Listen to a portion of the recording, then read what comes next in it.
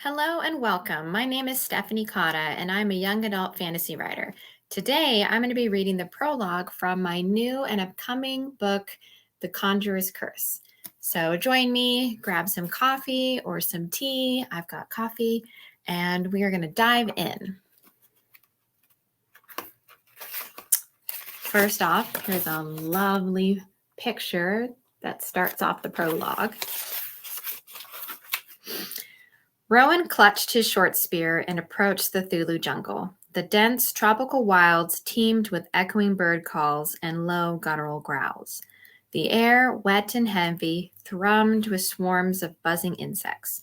Thick and slitted shadows darkened the emerald ferns masking the ground. Life in strange abundance dwelt therein, and Rowan was about to stalk it. His blood pulsed with the thrill. Nausea, his guardian mother, strode alongside Rowan, garbed in a short, sleeveless dress made from her latest kill, the creamy hide of a twin-tailed panther. She circled him, fingering the black pearl necklace hanging above her shapely bosom.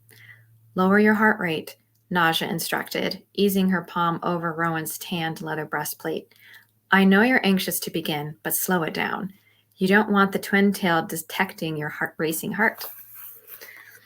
Rowan exhaled a calming breath, steadying his pulsating heartbeats and relaxing his taut muscles. The balmy breeze swept his long ivory hair over his stark white face. I just read that. Nausea snatched the loose strands between her nimble fingers and gathered them behind his neck. "Remember what I've taught you," Nausea said, weaving Rowan's hair into a warrior's braid, "and you'll pass the trial." The Morinisi Najahi. The warrior trial to vanquish his first twin-tailed panther on his own. 3 years of training and preparation came down to this pivotal feat. He could not fail, not if he wanted to earn the validation of the villagers in Caravel. Rowan fidgeted with his leather bracers, fixating on the jungle's shrouded vines, jumbled like a clump of seaweed. "If I defeat the twin-tail, will the villagers finally stop calling me a Daikili?" "We can hope," Nausea said, wistfulness stealing into her alto voice. Then her usual constructive tone re-engaged. "But don't focus on the villagers. Focus only on the twin-tail." Nausea tied off Rowan's braid, then faced him. "You're ready for this," she said, her own rows of coiled black hair swaying with her movements. She gripped him by the shoulders, her ebony face shadowed by the twisting tree limbs. "Stalk the twin-tail to its den and claim its hide. Hold to my instructions." Rowan nodded, slowing his breaths. "Set the bamboo spears, lure it out, and strike unseen," he recited, cinching his grip around his short spear. "And remember, Rowan," Nausea said with a solemn stare, "still water, steady heart. See the beast as an equal and be fearless in your strike." Rowan nodded, drew in a long breath, then entered the dense woodland, pushing past lofty palms with deft strides. Though lean in frame, Rowan prided himself in being nimble where it counted, his mind and body honed for this swift jungle chase. A twin-tail could smell a hunter from afar, so when Rowan came upon the first mud pit, he coated his pale skin, masking his scent, and blended in with the shadows. He scoured the damp dirt at a measured pace, searching under the swath of leafy foliage for twin-tailed tracks. Paw impressions were often hard to spot, but last night's rain softened the soil, revealing a set of fresh tracks. Rowan followed them, which led straight to a burrow obscured by a mass of twisting vines. The panther retreated there to feed. A trail of blood indicated an animal had been dragged through the tramped brush. Rowan fashioned his traps. He stuck a dozen cloven bamboo reeds into the moist ground, angling each one upward like a thrusting spear. He circled them around the twin-tail's den, leaving the creature with only 2 options: risk leaping over the sharp bamboo or seek escape over its burrow, where Rowan would stage his ambush. Rowan grappled his way up a canopy tree's spiraling vine to higher ground. From there, he dropped onto the mounded burrow, crouching low in the ferns, wet with dew. The disturbance to its home summoned the twin-tail. Its furry head poked out from the hole, and the creature spread its wiry white whiskers. Rowan held his breath. The panther approached the circular row of bamboo reeds, belly low to the ground, dragging its two whip-like tails through the variegated ferns. It inspected the deadly barrier with several deep growls and swatted at the bamboo. The reeds wouldn't come free with ease. Rowan had buried them well. The twin-tail then attempted to squeeze its body between the tightly arrayed bamboo, and that too failed. The creature scrambled backward, shaking its creamy head, whipping its tails in an agitated tangle. It flicked its amber eyes, seeking a safer route, and turned about face. The creature stalked back toward the den, its gaze transfixed on the mound. The twin-tail chose the path Rowan wanted. He swallowed an anxious lump and lifted his short spear, readying his stance. The creature leapt upon the mound, and Rowan came face to face with his quarry. The twin-tail's eyes dilated into black pools. Its blood-smeared jaw dropped open with a challenging snarl, and with claws spread, it sprang into an attack. Rowan thrust his spear, striking the panther high in the chest. Its scream ricocheted through Rowan's eardrums. The twin-tail crashed into him, raking its claws against his shoulders. Rowan hissed in pain, gritting his teeth. He squirmed beneath the thrashing beast and hurled kicks to its belly. His heartbeats thundered as he crammed the spearhead deeper. The twin-tail's wild screams drawled into internal groans, losing spirit. Breaking free, Rowan pulled out the spearhead, and the twin-tail rolled off the mound, falling at the entrance to its den. Rowan's heart pounded in his ears as he peered over the mound's rounded lip. The creature laid still. The blood wound at its center seeped into the surrounding fur. Burning skies, I beat it. Hands shaky, Rowan rappelled to the ground and steadied his racing heart before his kill. The twin-tail was his equal in spirit. Vanquishing it signaled he surpassed it in strength. Nausea arrived at the kill site, her short spear strapped to her back. She shimmied between the bamboo stakes and embraced the muck-covered Rowan. You did well. Her dark lips curved into a proud smile. Were you wounded in the fight? Rowan rolled his shoulders, wincing. Only some grazes. Nausea pulled away and regarded his trap. I see you heeded my instruction and used the bamboo spears. They worked exactly as you said. Nausea lifted a hand to Rowan's mud-caked face, and her smile broadened. You need to wash off before we head back to the village. Otherwise, you might scare everyone. Rowan snickered.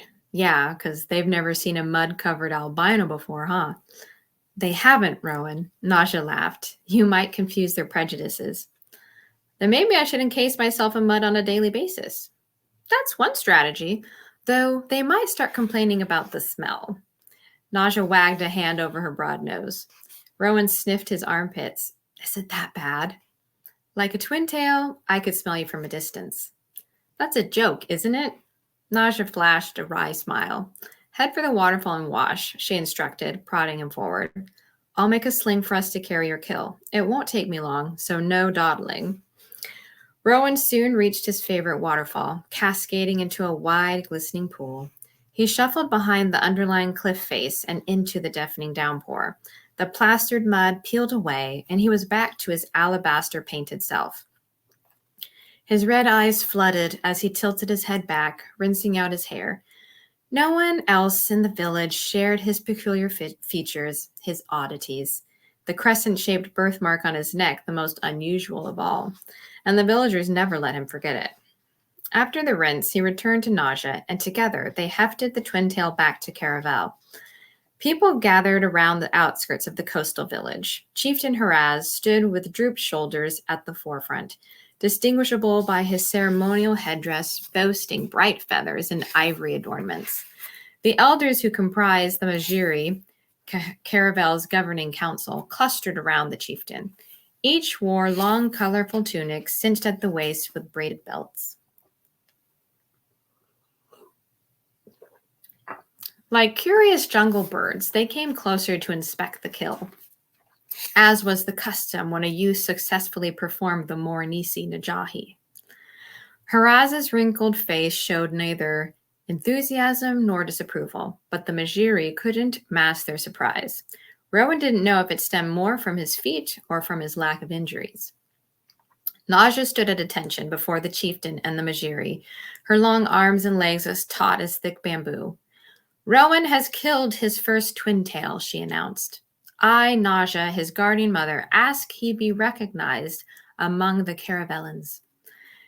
Haraz turned to the elders, and with hushed voices they deliberated their verdict. The Mejiri spokesman, Menka, a bald, older man with a mangled upper lip and a perennial scowl, stepped forward and addressed Naja. The Mejiri will recognize the boy's achievement. However, his status as a Daikili remains. Outsider. Rowan hated the word. All his life, he heard it whispered as a reminder of how different he was from everyone in Caravel. As such, Menka continued, he won't be joining the ranks of the Caravellans. Naja stabbed her spear tip into the sand. She thrust a judging finger at the elders. You all know he's earned his place. Or am I to understand you're refusing to recognize my boy's warrior status because he's not like us? He's not your boy, Naja, Menka shot back, quick and harsh as a viper's strike. Just because you refuse to accept a husband, it doesn't make that white leech your son. Rowan bristled at the insult. Naja's muscles bulged as if she'd been slapped. I chose not to accept your son as husband. Let's be clear on that, Menka. A warrior's life suits me better, as does instructing my boy. I thought it was our custom to rear any motherless child. She shot a firm stare at Haraz. It's why I fought to have him placed in my charge, chieftain. We don't abandon children, for it'd make us no better than Linasi. The implication wasn't lost on Rowan. In the jungle, female Linasi were known for abandoning their young when endangered. In Caravel, the rearing of children was one of their most sacred undertakings. Neglecting a child was unthinkable. It is for that reason the boy still remains in our village, Haraz said, his voice wooden. Yes, but what if this boy is the source of woes? Menka persisted, leveling his finger at Rowan. There are many who believe the Daikili is a plague.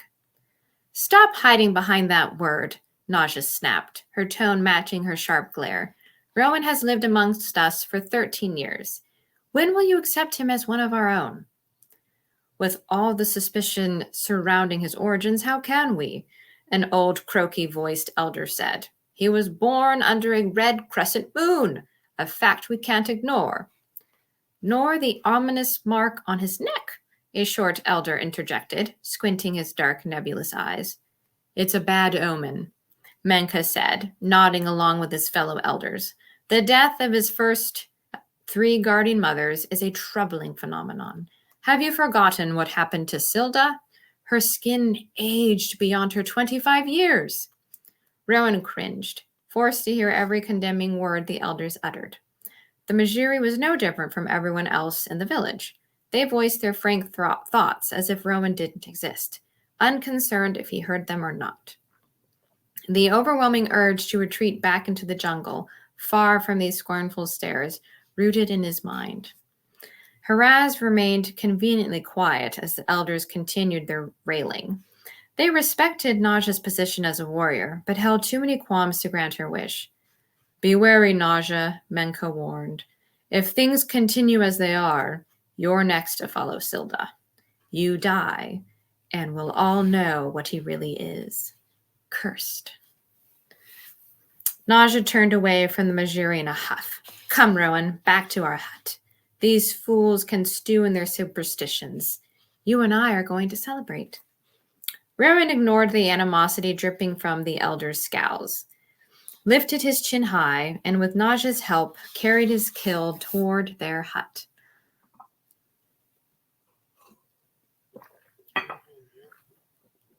Along the way, coalescing murmurs drowned out the quiet lull of the sea. Villagers halted their chores and eyed the slain twin-tail. They knew what it meant. He was a warrior. Rowan and Naja reached their hut and worked together to prepare the animal.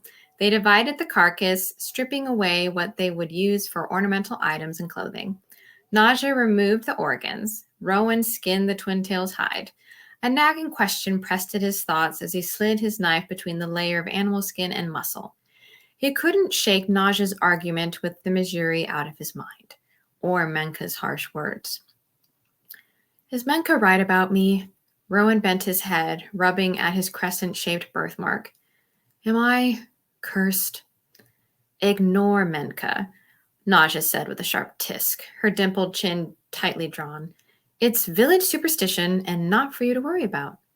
Except Rowan did worry. He wasn't ignorant of the villagers' whispers, nor their harsh looks. As the village freak, he was blamed for every bad thing. And well, lately, he wondered if the Missouri might be right. But what Menka said about Silda, it's hard for me to ignore. How can I, after what happened to her? The frustrated fire in Naja's eyes dissipated. Her death was a tragedy, but you must understand something. When inexplicable things occur, people look to attach blame. And since the Missouri insists on regarding you as a Daikili, it makes you the ideal target for their suspicions, so spare them no thought. Naja's directness ended the topic. She disappeared into the hut and came back with a cowl hood, woven from multicolored thread, draped over her arm. This is for you. Rowan accepted the cowl and read the weave script to himself. In honor of your Moranisi Najahi, may this cowl forever speak of my pride in your accomplishment. I see you as warrior and equal. Naja took it from Rowan's hands and placed the cowl over his head. The Missouri may not count you as one of us, but in my eyes, you've earned your place among our warriors. Pride glimmered through her onyx eyes, enlivening their dark luster with soft light. Rowan basked in Naja's love and praise. She instilled him with courage and skills he could rely upon in the face of danger. He couldn't imagine life without his guardian mother's daily instruction. Night settled, speckling the cobalt sky with stars. Naja and Rowan cooked strips of meat on sticks over the fire. Their spotted cow lounged between them, wagging its long pink tongue in the evening's humid air. The hound usually accompanied them on hunts, its nose and ears excellent for tracking. Rowan petted the animal between its raised ears as more of Naja's clash with Menka filtered through his mind. Why didn't you marry Naja? Rowan asked, rotating the meat sticks. You could have had a child of your own instead of watching over a freak like me. Naja admonished him with a sharp look. You're not a freak. You're different, like everybody is. She softened her expression after making her point. As to why I never married, it's no great secret. I never found a man who could better me. I was well past the marrying age when I took you under my supervision, something I believe Silda would have wanted. It's then I realized the way to better myself was to help shape you into a man. You've been a thrilling challenge. Rowan blushed beneath her warm smile. You don't regret it? Even after what happened today with the Missouri? Nah, she drawled, and I never will.